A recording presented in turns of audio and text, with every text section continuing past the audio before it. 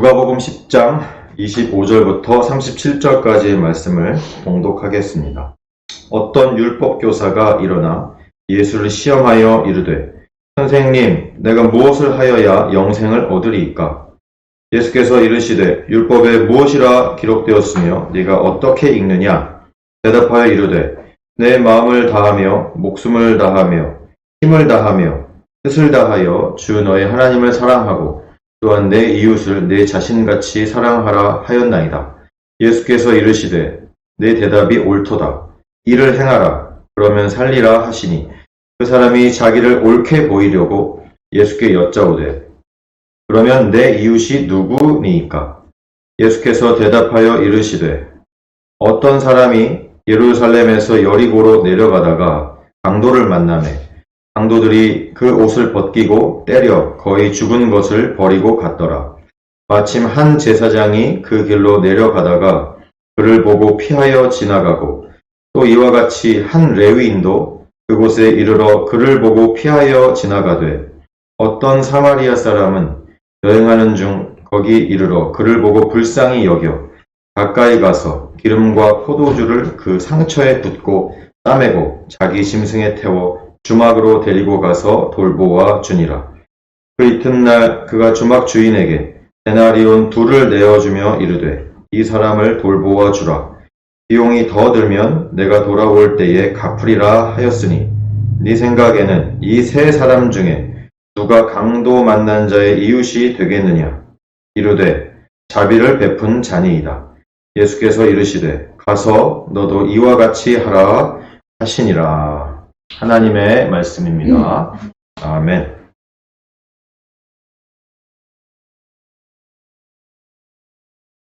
할렐루야. 한 주간도 건강히 잘 지내셨습니까? 오늘은 방금 봉독한 누가복음 10장 그 부분에 있는 말씀을 가지고 마지막 때의 이웃이라는 제목으로 하나님의 말씀을 나누기를 원합니다. 오늘 우리가 방금 말씀을 읽어보았지만 유명한 이야기가 나오죠. 선한 사마리아인의 비유라는 유명한 예수님의 비유가 나옵니다. 오늘 이 말씀을 보면서 오늘 제목에도 마지막 때의 이웃이라고 되어 있지만 이 마지막 때를 우리가 지금 살아가고 있는데 우리가 정말 돌아보고 섬겨야 할 진정한 우리의 이웃은 누구인가? 내가 정말 사랑해야 될 이웃은 누구일까? 하나님께서는 누구를 나의 이웃으로 삼아 주셨는가? 이러한 질문을 우리 스스로 해보기를 원합니다. 그래서 진정한 이웃을 발견하는 그런 시간이 되시길 주님의 이름으로 축원드립니다. 오늘 본문이 25절부터 읽었습니다. 어떤 율법교사가 이렇게 나오죠. 어떤 율법교사가 예수를 시험하여 질문을 합니다. 아주 불선한 의도로 질문을 하게 됩니다. 그 질문의 내용이 뭐냐 하면 25절에 보니까 선생님, 내가 무엇을 하여야 영생을 얻으리이까? 이렇게 질문을 합니다. 여러분, 영생은 무엇을 잘 해야 영생을 얻는 것입니까? 아닙니다. 이 질문이 잘못됐다는 것을 우리는 잘 알고 있습니다. 어떻게 영생을 얻습니까? 영생은 이렇게 선을 행함으로 율법을 지킴으로 얻는 것이 아닙니다. 사실 아니고 오직 예수 그리스도를 믿음으로만 영생을 얻는 줄로 믿으십니까? 당연히 우리는 믿고 있습니다. 그러니까 이 율법교사 질문 자체가 문제가 있다라는 것이죠. 근데 예수님께서 야, 네 질문이 틀렸어. 이렇게 말씀하지 않으시고 오늘 26절에 보니까 예수께서 이르시되 율법에 무엇이라 기록되었으며 네가 어떻게 읽었느냐? 이렇게 물어보십니다. 그러니까 이 예수님께서는 이 율법교사의 그 질문의 의도를 잘 알고 계셨어요. 악한 의도를 잘 알고 계셨어요.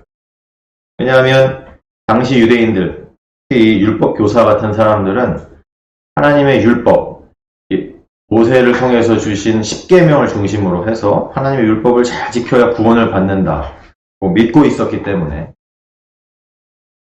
그 악한 의도를 잘 알고 계셨다라는 것이죠. 예수님이 과연 뭐라고 얘기할까? 시험하는 그런 율법 교사의 질문이 아니겠습니까? 그래서 예수님이 율법을 얘기를 하신 이유는 네가 율법을 다 지킬 수 있겠느냐? 이렇게 한번 물어보시는 거하고 비슷한 얘기를 하시는 거예요. 네가 정말 율법을 다 지킬 수 있겠니? 이렇게 물어보시는 거예요. 그런데 그 질문을 들은 율법 교사가 자신있게 얘기합니다. 27절에 보면 자신있게 대답하여 이르되 내 마음을 다하며 목숨을 다하며 힘을 다하며 뜻을 다하여 주 너의 하나님을 사랑하고 또한 내 이웃을 네 자신같이 사랑하라 하였나이다. 아주 멋진 대답을 율법을 근거로 해서 하고 있습니다. 이 당시에 이 율법 교사들은 이 모세오경에 나오는 중요한 말씀들을 양피지 같은 가죽이나 이런 데 써서 지니고 다녔습니다. 그리고 이마에 붙이거나 손목에 막 붙여서 이렇게 가지고 다녔어요. 근데 지금 27절에 이 율법 교사가 대답한 이 말씀은 이미 이 당시의 율법 교사 그리고 신앙이 투철한 유대인이라면 누구나가 다 지니고 있는 그런 말씀 중에 하나였습니다. 이미 잘 알고 있는 말씀이에요. 지니고 다니던 말씀. 이게 어디서 나오는 말씀이냐 하면 이게 한 절에서 나오는 게 아니라 이 율법 교사는 모세오경의 두 군데에서 나오는 말씀을 이렇게 붙여가지고 한 번에 얘기를 한 거예요. 라는 신명기 6장 5절에 나오는데 뭐라고 되어 있냐면 너는 마음을 다하고 뜻을 다하고 힘을 다하여 내 하나님 여호와를 사랑하라. 아멘. 되어 있고 또 한 가지 말씀은 레위기 9장 18절에 나오는데 원수를 갚지 말며 동포를 원망하지 말며 내 이웃 사랑하기를 내 자신과 같이 사랑하라. 나는 여호와이니라. 아멘. 이 두 가지 말씀을 이렇게 한 번에 예수님께 아주 멋지게 붙여가지고 대답을 한 거예요. 하나님을 사랑하고 이웃을 사랑하라. 말씀입니다. 이것은 당시에 이 율법교사로 비롯해서 많은 유대인들이 익히 잘 알고 있는 그런 말씀이었어요. 우리가 누가복음에 나와 있지 않은데 마가복음이나 마태복음에 보면 예수님께서 이렇게 정리를 직접 해주셨어요. 마가복음과 마태복음에 보면은 한 서기관이 예수님께 질문을 합니다. 가장 큰 계명이 무엇입니까? 이렇게 예수님이 대답을 해주세요. 마가복음 12장에는 이렇게 나와 있습니다. 예수님의 대답입니다. 내 마음을 다하고 목숨을 다하고 뜻을 다하고 힘을 다하여 주 너의 하나님을 사랑하라 하신 것이요. 둘째는 이것이니 내 이웃을 내 자신과 같이 사랑하라 하신 것이라. 이보다 더 큰 계명이 없느니라. 이렇게 예수님께서도 지금 오늘 본문의 율법교사와 같이 하나님께서 주신 가장 큰 계명, 가장 큰 율법이 하나님의 사랑과 이웃 사랑이다. 이렇게 마가복음과 마태복음에서 정리를 해주셨어요. 근데 오늘 율법교사도 예수님처럼 비슷하게 이렇게 멋지게 대답을 잘 하는 거예요. 그랬더니 예수님이 뭐라고 그러셨습니까? 오늘 본문 28절에 네 대답이 옳도다. 이렇게 인정해 주시고 그 다음이 문제예요. 이를 행하라. 이렇게 말씀하셨어요. 이를 행하라. 그러면 살리라. 이렇게 말씀하셨습니다. 율법을 행하면 살 것이다. 이렇게 말씀하시는 거예요. 사실 이게 맞는 말은 아니잖아요. 그죠? 예수님께서 이 율법을 네가 잘 알고 있고 이렇게 정리하고 있는 하나님을 사랑하고 이웃을 사랑하라는 이 율법을 잘 행하면 그러면 살리라. 이 말씀은 레위기 18장 5절에 나와 있는 말씀입니다. 그것을 근거로 이렇게 말씀해 주신 거예요. 네가 정말 이 율법을 제대로 행하면 살 것이다. 구원을 받을 수도 있다. 근데 예수님의 이 대답의 의도는 뭐냐면 그러나 어떤 누구도 그렇게 할 수는 없다라는 것을 내포하고 있는 것이에요. 인간이 완전하지 않기 때문에 타락한 인간의 모습으로는 하나님의 사랑 그리고 이웃을 내 자신같이 사랑하는 이러한 완전한 율법을 완전히 지키고 구원받을 수는 없을 것이다. 그러니 한번 할 수 있으면 해봐라. 그러면 살 것이다. 이렇게 예수님이 말씀하신 거예요. 그러긴 뭡니까? 인간의 노력으로는 안 된다는 얘기예요. 전적으로 하나님의 은혜가 필요한 것이다. 라는 것을 말씀해 주는 것입니다. 우리가 잘 알고 있듯이 하나님의 은혜, 예수 그리스도를 통한 믿음으로 우리는 사는 줄로 믿습니다. 우리는 구원받는 줄로 믿습니다. 오직 믿음인 거예요. 오직 믿음. 이렇게 이제 얘기를 율법교사와 예수님이 주고받았어요. 근데 이런 상황에 이 율법교사가 예수님께서 지혜롭게 대답을 하는 걸 보고서 순간 또 박한 생각이 딱 드는 거예요. 처음에 이 율법교사의 질문이 무엇이었어요? 무엇을 해야 영생을 얻겠습니까? 그랬죠. 뭐 예상대로 예수님이 이렇게 말씀하시고 본인도 평소 잘 알고 있던 율법 지식으로 딱 이렇게 멋지게 얘기했는데 이걸 행하라. 그럼 살 것이다. 이렇게 예수님 말씀하셨어요. 그러니까 이제 29절에 보니까 이 악한 의도를 가지고 있던 율법 교사가 자기를 옳게 보이려고 예수께 또 질문을 합니다. 뭐라고 질문하냐 하면 그러면 이웃을 사랑하라 했는데 내 이웃이 누굽니까? 이렇게 예수님을 또 시험하려고 질문을 합니다. 이 영생에 대한 질문을 예수님이 지혜롭게 답변을 하니까 이렇게 또 시험을 하는 거예요. 또 내가 사랑해야 될 이웃이 누굽니까? 그런데 예수님께서 그때 이 유명한 선한 사마리아인의 비유를 말씀해 주신 것이에요. 그 비유의 내용이 무엇입니까? 예수께서 30절부터 예수님께서 대답하여 이르시되 어떤 사람이 예루살렘에서 여리고로 내려가다가 강도를 만나매 강도들이 그 옷을 벗기고 때려 거의 죽은 것을 버리고 갔더라. 예를 들어 주셨어요.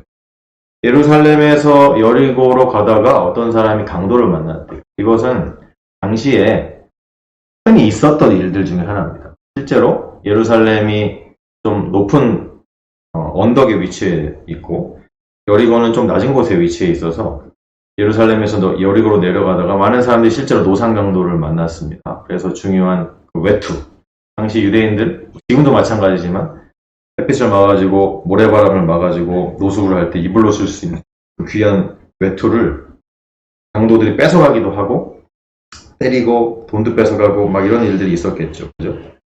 실제로 일어나는 노상강도 사건을 예수님이 비유로 하시면서 말씀 시작하시는 거예요. 근데 그래서 지금 강도를 만나서 어떤 사람이 매 맞고 다 빨개 벗겨져가지고 거의 죽어있는 상태. 거의 죽어있는 상태. 그런 상태인데 31절에 마침 한 제사장이 그 길로 내려가다가 그를 보고 피하여 지나가고 32절에도 또 이와 같이 한 레위인도 그곳에 이르러 그를 보고 그를 피하여 지나가되 여러분 지금 두 명이 나타났어요. 한 제사장과 한 레위인. 이 제사장과 레위인이 어떤 사람들입니까? 유대인 중에 유대인입니다. 유대인 중에 유대인. 예수님이 굳이 이 비유를 드시면서 유대인 중에 유대인, 누구도 존경하는 제사장과 레위인을 이렇게 찝어서 예를 드셨어요. 이 유대인들을 가르치고 또 모범이 되는 사람들이 그냥 이 강도 만난 사람을 무시하고 피하여 지나갔다. 이렇게 말씀하시는 거예요. 이 제사장과 레위인은 왜 이 사람을 피하여 지나갔을까요? 뭐 많이 바빴을 수도 있고, 그죠? 괜한 일에 또 얽혀서 짜증나거나 또 피곤할 수도 있으니까 자신의 시간을 또 소비해야 되니까 그죠? 귀찮아서 여러 가지 이유가 있을 수 있겠죠. 근데 우리가 유대인의 율법을 좀 살펴보면 당시 유대인들은 시체를 가까이 하면 안 되는 그런 율법이 있었어요. 그래서 죽은 사람은 가까이 가거나 만지면 안 되는 거예요. 율법으로 부정한 상태가 되는 것이에요. 이걸 너무너무 잘 알고 있는 이 제사장과 레위인은 그런 이유로 거의 죽어가는 사람이라 했으니까 아마 피했을 수도 있습니다. 혹은 여기 강도가 자주 출몰하는 지역이구나 생각하고 나도 이 사람처럼 강도 만나면 어떡하나 빨리 도망이나 가야겠다 생각하고 빨리 그 사람을 내버려 두고 피하여 도망갔을 수도 있는 것이죠. 우리가 이 제사장과 레위인이 왜 이렇게 피해가듯이 도망갔을까 여러 가지 이유를 생각해 볼 수 있지만 모든 이유가 자기 자신만을 위한 이유입니다. 결국에는. 어쨌든 자기 자신만 생각하니까 제사장은 피했고 레위인도 그냥 피하고 도망간 거예요. 자기 자신만 생각하니까. 예수님께서 이 비유를 말씀하시면서 당시 유대인 중에 유대인들의 지도자가 되는 제사장과 레위인을 이렇게 꼭 집어가지고 말씀하신 이유가 있습니다. 이 사람들이 어떤 사람들이에요? 유대인들을 대표하는 사람들입니다. 종교 지도자입니다. 요즘으로 얘기하면 어떤 사람일까요? 이 제사장은 요즘 시대에 어떤 사람들입니까? 예, 저 같은 목사님들을 얘기를 하는 거예요. 종교 지도자들을 얘기하는 겁니다. 제사장이 이 강도 만나는 사람을 무시하고 피하여 도망갔대요. 요즘 식으로 얘기하면 어떤 상황이겠습니까? 요즘 목사들은 설교하는 사람입니다. 그죠? 네. 목사님들은 설교하는 사람. 제가 과거에 서리 집사로 충성대의 교회를 섬기고 있을 때도 제가 정말 딱 꼴 보기 싫은 목사님들이 있었습니다. 제가 이제 목사가 됐기 때문에 이제 이런 얘기를 할 수 있는데 꼴 보기 싫은 목사님들이 어떤 목사님이냐면 설교만 좋아하는 목사님. 진짜 행함은 1도 없으면서 말만 그냥 그럴싸하게 하는 목사님. 실제로 전도를 하지도 않아, 실제로 사람들을 도와주지도 않아, 말만 그냥 그렇게 하라고 맨날. 그러면서 몸 쓰는 일에는 절대 나서지 않아. 그러면서 맨날 뒤에서 말만 하고 기도만 하고 이런 목사님을 제가 정말 경멸하고 저 사람 진짜 목사 맞나? 이렇게 생각해 왔었습니다. 제가 이제 목사가 되고 나니까 내가 서리 집사 때 했던 생각이 틀린 생각이 아니구나. 다시 한번 확신하게 되는 것이죠. 그런 목사님들이 이 제사장과 비슷한 겁니다. 설교하기만 좋아하고 말하기만 좋아하고 말뿐인 목사, 행함이 전혀 없는 그런 목사들이 바로 이런 제사장과 같은 사람이 되는 것이겠죠. 한 레위인도 그냥 피하고 도망갔다고 그랬는데 이 레위인은 그러면 요즘 시대 어떤 사람들이겠습니까? 네. 제사장이 목사님 같은 사람들이니까 레위인은 마찬가지로 교회의 리더들, 교회의 지도자들을 얘기를 하는 거예요. 누가 교회의 리더고 지도자입니까? 장로님들이죠. 권사님들이죠. 그리고 집사님들이 바로 이 레위인에 해당하는 교회의 리더들이 아니겠습니까? 뭐가 문제입니까? 뭐가 문제? 이 사람들도 결국에는 이 강도 만난 자를 돕지 않고 피하여 도망갔다는 거예요. 이런 분들이 있습니다. 실제 교회 안에. 교회 안에서는 누구에게든 존경받는 장로님이고 권사님이신데 열심히 일하는 집사님이신데 충성된 종이신데 교회 안에서는 그렇게 열심히 사역하고 열심히 봉사하고 칭찬받고 존경받지만 월요일이 돼서 출근을 한다든지 세상 속에서는 전혀 장로답게 살지 못하고 전혀 권사답게 살지 못하고 전혀 집사답게 살지 못하는 그런 사람들이 있습니다. 그러니까 주일날에만 존경받는 장로, 권사, 집사인 거예요. 그럼 안타깝지 않습니까? 주중에 예를 들어 실제 있었던 장로님인데 그렇게 존경받던 장로님이 월요일날 출근하면은 부하 직원들한테 막 재떨이 던지고 장로가 담배도 피면 안 되는데 심지어 재떨이 던지기까지 뭐 이런 장로님도 실제 있었다는 거 아니겠습니까? 그러니까 이런 말도 안 되는 그냥 종교 생활에만 찌들어 있고 실제로 자신의 신앙이 월요일부터 토요일까지 삶 속에는 전혀 나타나지 않는 그러한 사람들이 바로 이 레위인과 같은 사람인 것입니다. 여러분 어떻습니까?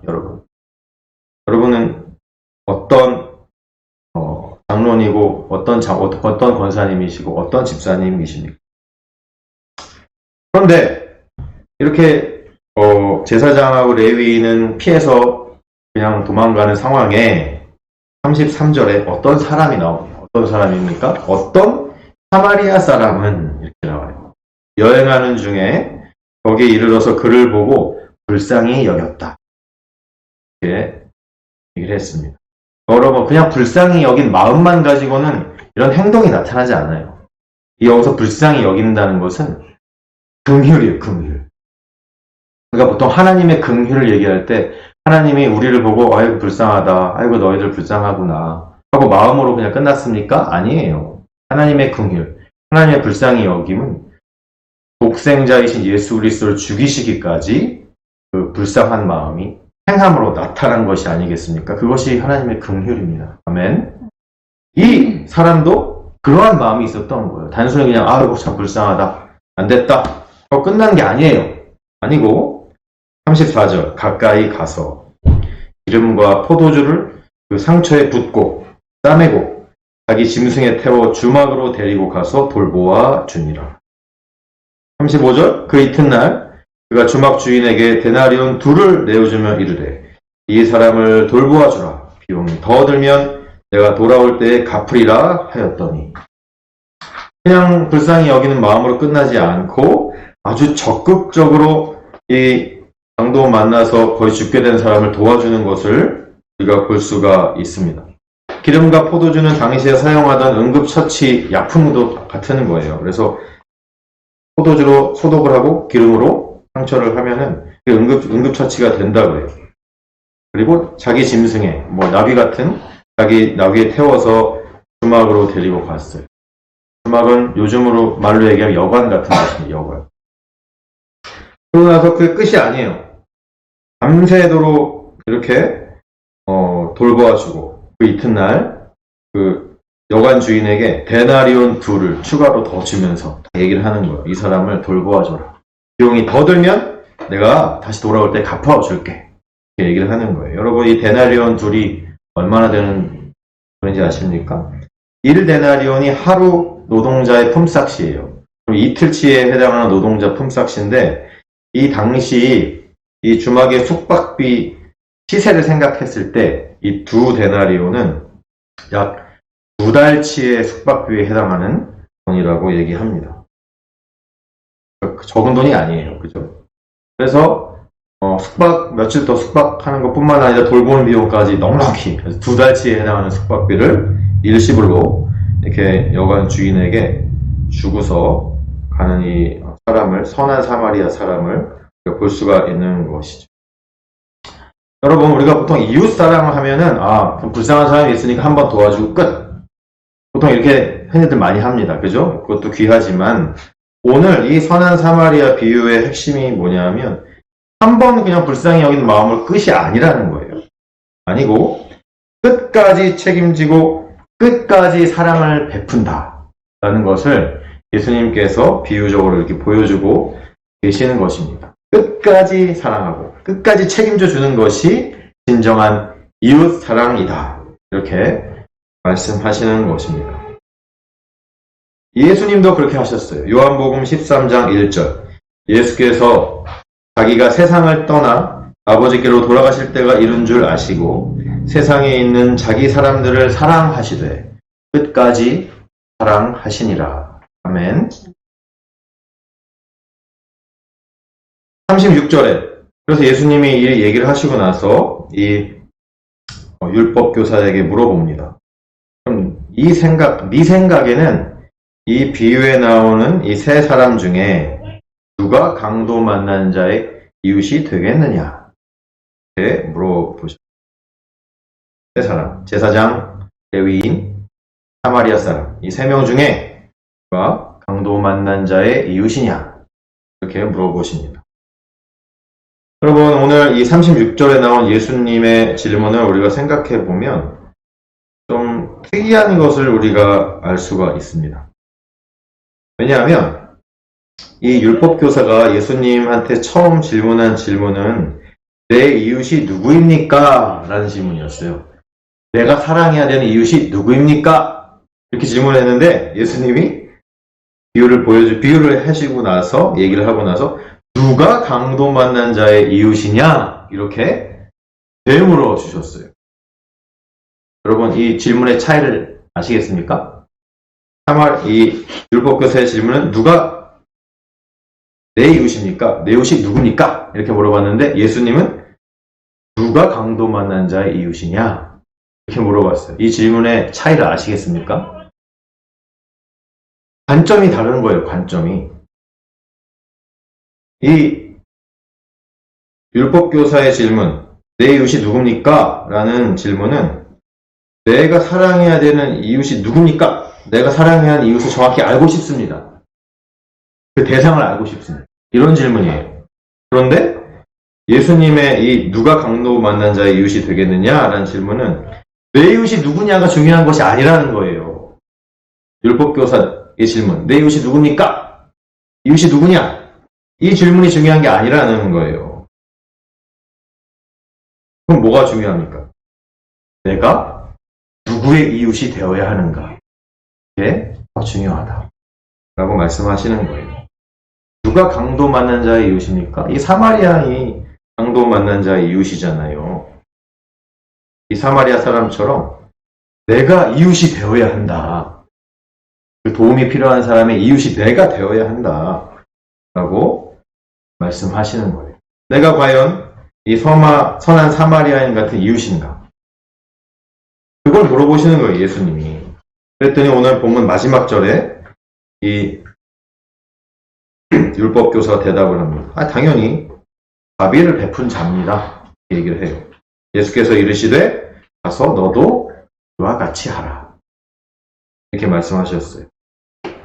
여러분, 예수님께서 말씀해 주신 이 선한 사마리아인의 비유의 중요한 첫 번째 핵심이 뭐냐면 도움이 필요한 사람을 그냥 내버려 두지 말고 도와주라는 것입니다. 도와줘야 된다. 도움이 필요하면 일단 도와줘야 된다. 그런 얘기를 하고 있어요. 그래서 여러분 혹시 아시는가 모르겠는데 들어보셨을지 모르겠는데 수많은 나라들이 이 누가복음 10장에 나온 이 선한 사마리아인 비유를 통해서 법을 하나 제정해서 실행을 하고 있습니다. 그 법의 이름이 뭐냐 하면 선한 사마리아인 법입니다. 영어로 Good Samaritan Law. 그래서 이 법을 수많은 나라들이 제정하여 시행을 하고 있어요. 이 선한 사마리아인의 법은 크게 두 가지 내용인데 첫 번째는 뭐냐면 위급한 상황에 처한 어떤 다른 사람을 돕다가 의도하지 않은 어떤 사고나 불의의 상황이 발생하더라도 이 도와주려는 사람에게 죄를 묻지 않고 정상을 참작해 주든지 면책을 받을 수 있게 하는 법입니다. 선한 마음이 있어서 사고에 처한 사람을 돕다가 본인이 원하지 않게 뭔가 다른 사고가 또 터졌단 말이에요. 그죠? 그러면 그 선한 의도를 가진 사람에게 죄를 묻지 않는다. 이것이 선한 사마리아인 법의 첫 번째 법입니다. 수많은 나라들이 이것을 그대로 하고 있어요.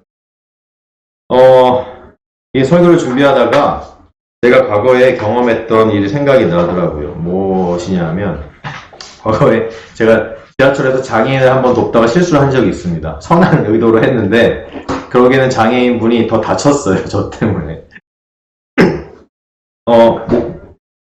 목발을 양쪽에 들고 계셨던 장애인이에요.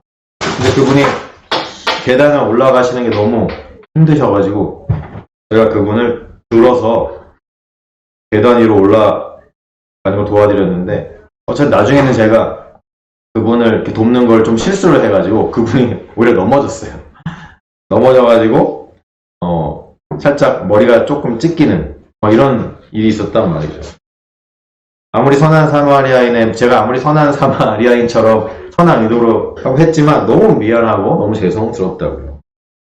너무 죄송했었습니다. 그래도 그분이 이렇게 웃으시면서 감사하다고 하고 돌아가셨던 기억이 있어요. 어쨌든 첫 번째는 그렇다는 거예요. 선한 사마리아인의 법이 첫 번째. 두 번째 조항이 있어. 두 번째 선한 사마리아인의 법의 조항은 뭐냐면, 위급한 상황에 처한 사람을 돕지 않으면 처벌을 받을 수 있다 라는 것이에요. 긴급한 상황에 처한 사고를 당한 사람, 이 사람을 그냥 무시하고 가면 처벌한다 라는 것이 이 선한 사마리아인의 법의 두 번째 조항에 해당합니다. 그런데 대한민국은 이것을 시행하고 있지 않아요. 그리고 많은 나라들, 예를 들어 중국이라든지 이런 나라들도 이 두 번째 조항은 실제로 시행하고 있지 않습니다. 그러니까 사고당한 사람, 위급한 상황에 처한 사람을 돕지 않아도 처벌하지 않습니다. 그런데 미국은 주마다 조금씩 달라요. 위급한 상황, 사고당한 사람을 돕지 않으면 미국은 처벌을 받을 수 있습니다. 받을 수 있는데 그것이 심하게 죄를 묻지는 않고 그냥 벌금이라든지 경범죄 수준의 처벌을 미국은 하고 있습니다. 그래서 그런지 이렇게 길 가다가 왜 자동차에 문제가 생겨가지고 길에 서 있는 사람들은 미국 사람들은 한국 사람보다 훨씬 더 많이 도와주려고 하는 그런 문화를 느낄 수가 있죠. 이 두 번째 조항, 위급한 상황에 처한 사람을 돕지 않으면 처벌을 한다 라는 이것을 아주 적극적으로 시행하고 있는 나라가 있는데 프랑스입니다. 프랑스는 사고당한 사람 도와주지 않으면 징역형까지 처해는 그런 나라라고 하더라고요. 이것이 바로 선한 사마리아인의 법입니다. 그런데 이 선한 사마리아인의 법, 성경을 근거로 해서 많은 나라들이 시행하고 있는데 너무너무 기분 좋고 좋은 일입니다. 목사로서, 그리스도인으로서. 그런데 이 예수님께서 말씀해 주신 선한 사마리아인의 비유의 진짜 핵심은 따로 있습니다. 그냥 도움이 필요한 사람을 도와주어라. 도움이 필요한 사람이 너의 이웃이다. 이것을 뛰어넘는 더 깊은 핵심이 있습니다. 그것이 뭐냐면 이 강도 만난 자의 진정한 이웃이 이 비유에서는 그냥 사람이 아니라 사마리아 사람이라는 거예요. 사마리아 사람. 하나님, 그 예수님께서 꼭 찍어가지고 사마리아 사람이다 이렇게 말씀하신 의도가 있습니다. 예수님은 아주 의도적으로 사마리아 사람을 이 비유에 등장시키셨어요. 왜 사마리아 사람입니까? 왜냐하면 이 사마리아 사람은 이 유대인들이, 이 율법교사 같은 유대인들이 너무너무 싫어했던 사람들이에요. 사람으로 치지도 않았던, 천박하다 이렇게 얘기했던 사람들입니다. 유대인들의 생각 밖의 사람들이에요. 이 사마리아 사람은 유대인들이 전혀 이웃으로 고려하지 않는 그런 사람들이었기 때문입니다. 왜 그랬을까요? 왜 유대인들, 이 율법교사 같은 사람들, 오늘 뒤에도 나오는 제사장이나 레위인들은 왜 이 사마리아 사람들을 인간으로 취급도 안 했을까요? 그러니까 역사가 말해주고 있는데 이 사마리아 사람들은 혼혈이기 때문에 혼혈. 순수 유대인이 아니었어요. 과거에 북이스라엘이 아수르에 의해서 멸망을 당할 때 아수르의 식민지 정책이 뭐였냐면 혼혈 정책이었어요. 혼혈 정책을 통해서 정복한 다른 나라의 민족들을 북이스라엘에 같이 살게 해가지고 피가 섞이게 해서 민족성을 사라지게 하려는 그런 의도로 이렇게 혼혈 정책을 했어요. 그래서 북이스라엘 지역에 살던 사람, 사마리아가 북이스라엘의 수도였습니다. 그 사마리아를 중심으로 수많은 유대인과 다른 민족들의 혼혈이 그 이후로 수도 없이 생겼어요. 피가 섞였다. 그래서 이 남쪽에 있는 예루살렘을 중심으로 있는 이 유대인들은 북쪽의 사람들을 사람으로 인간 취급도 안 했어요. 천박하다. 취급도 안 했어요. 이웃으로 생각도 못한 거예요. 그래서 예수님께서는 의도적으로 이 율법 교사에게 의도적으로 이 사마리아인을 꼭 집어가지고 비유에 넣어 주시는 것입니다. 이 사마리아인이 의미하는 바가 무엇입니까? 이런 거예요. 절대로 생각하기도 싫은 사람들이에요. 상종하기도 싫은 최악의 사람들이에요. 이게 바로 이 사마리아인이 의미하는 바입니다. 그럼 우리의 사마리아 사람은 누구입니까? 우리가 상종하기도 싫고 생각하기도 싫은 우리가 생각하기에 나의 사마리아 사람은 누구입니까?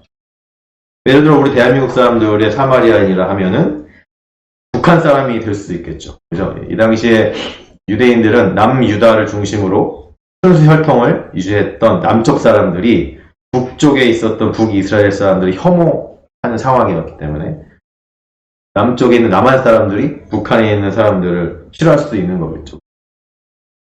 북한 사람들 싫어한다든지. 그 외에도 뭐 더럽다, 추하다, 정말 상종하기 싫다 그런 사람들이 있습니까? 누가 있을 수 있을까요? 저는 개인적으로 한국에서만 살 때는 그런 마음이 없었는데 제가 미국에서 지금 한 15년쯤 이렇게 생활을 하다 보니까 참 안타깝게도 그런 마음이 갖고 싶지 않은데 좋은 중국인을 만나본 적이 없어요. 죄송합니다. 제 개인적인 경험이. 지난 15년간 정말 착하고 좋은 중국인을 만나본 적이 없어요. 어쩜 제가 15년간 경험했던 중국인들은 이렇게 하나같이 개인적이고 이기주의고 자기 자신만 알고 막 그랬는지 안타깝게도. 그래서 그런 것들 경험 때문에 나쁜 경험 때문에 중국인에 대한 선입관이 생길 수도 있는 거죠. 저 같은 사람. 중국인을 미워한다든지 싫어한다든지 상종하기 싫은 거죠. 괜히. 그리고 뭐 예를 들어 복 나간다고 잘 씻지 않는 사람들도 있었잖아요. 요즘 모르겠지만 좀 바뀌었겠죠.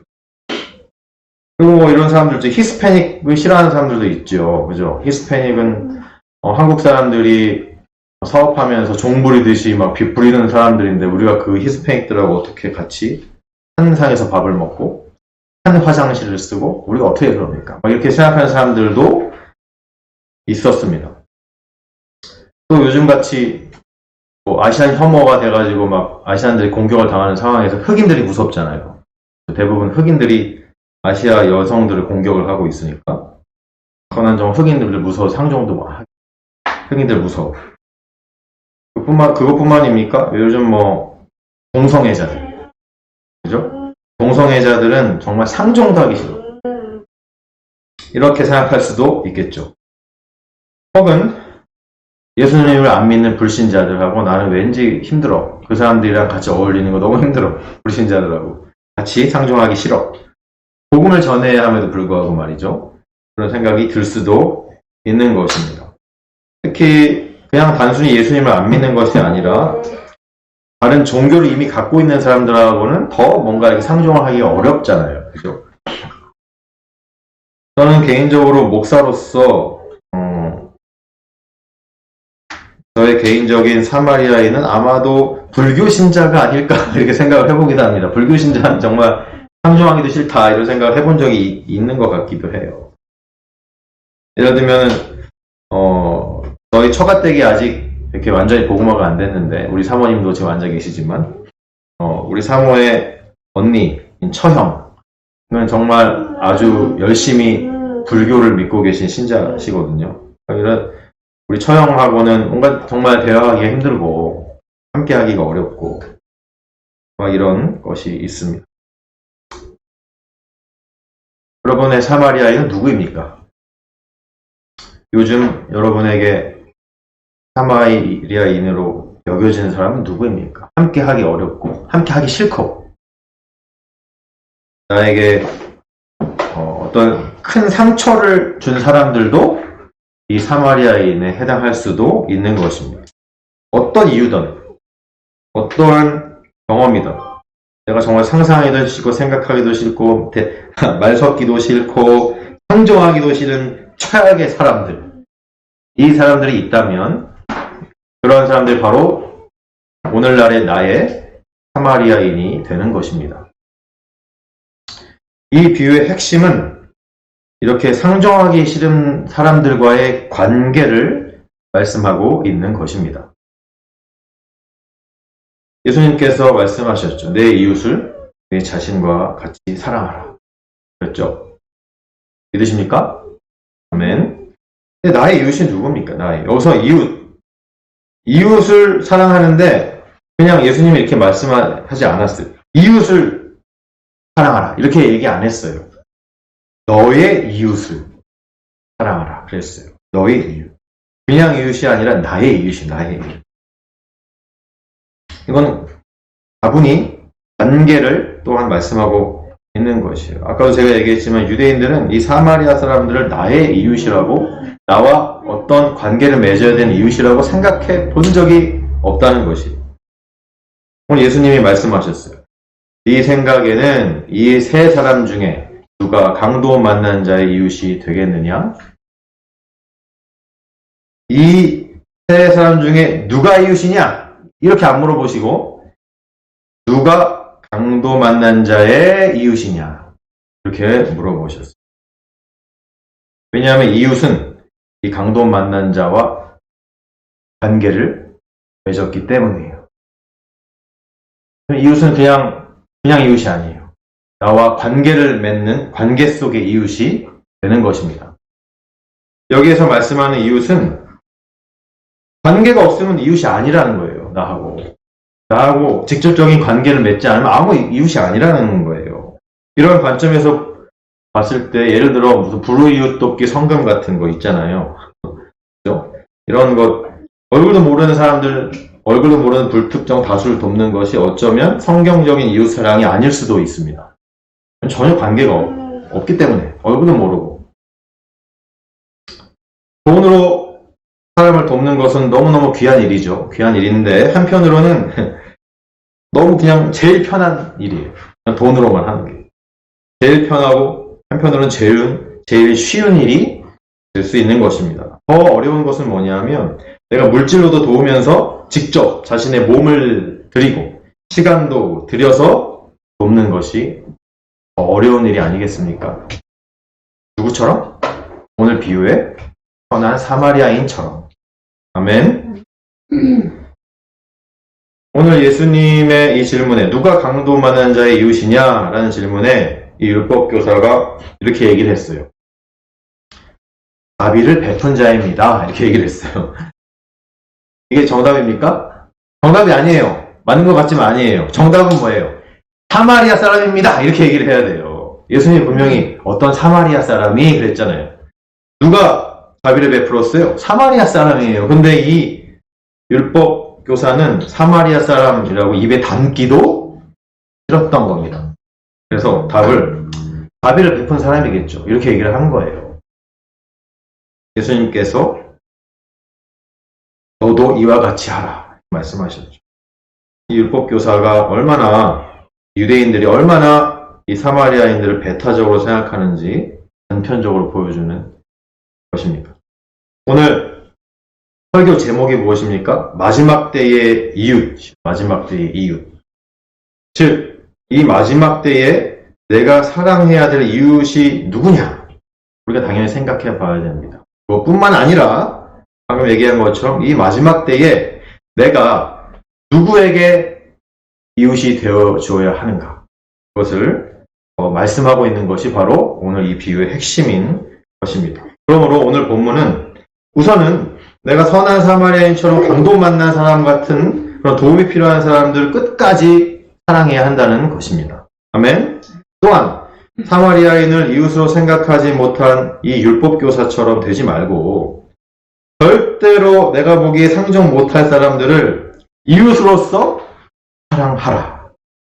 아멘. 이렇게 말씀하고 있는 것입니다. 이러한 이웃 사랑의 최고의 모범은 예수님께서 직접 보여주시지 않았습니까? 예수님께서는 상종 못할 죄인인 나를 끝까지 사랑해 주시지 않으셨습니까? 그래서 그 사랑으로 나의 죄를 대신해서 십자가에 달려 돌아가 주신 것입니다. 그 예수님의 사랑으로 우리도 끝까지 사랑할 수 있다는 것을 믿으시기 바랍니다. 말씀을 마치겠습니다. 사랑하는 성도 여러분, 우리는 마지막 때를 살아가고 있습니다. 이 마지막 때는 살기가 점점 더 힘들어질 것입니다. 점점 더 여러 가지 이유로 힘들어져서 결국에는 도움이 필요한 사람들이 많이 생겨날 것입니다. 돈이 없어서 힘듭니다.